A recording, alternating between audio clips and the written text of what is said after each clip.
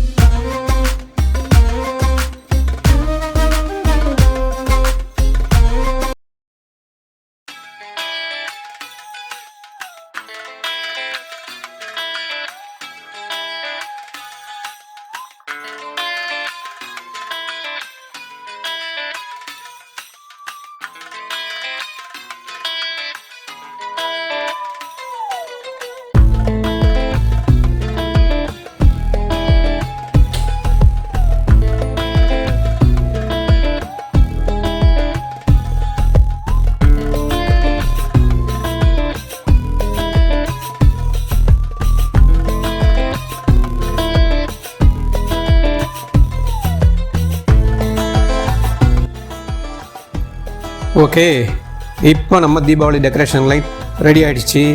Okay, சூப்பரா.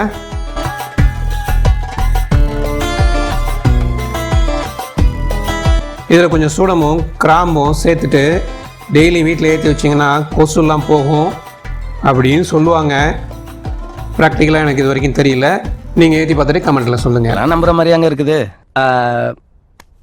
ஆரம்பத்தில் நானும் தான் நம்பினாதான் சோறு போடுன்னு தாத்தா சொன்னாரு. அதுல இருந்து நம்பிட்டேன். பாருங்க, காத்தடிச்சாலும் இது அணையாது. இதை இந்த மாதிரி நெக்கில் ஒரு ரிங் ஒன்று போட்டுட்டு இந்த மாதிரி ஹேங் பண்ணலாம்.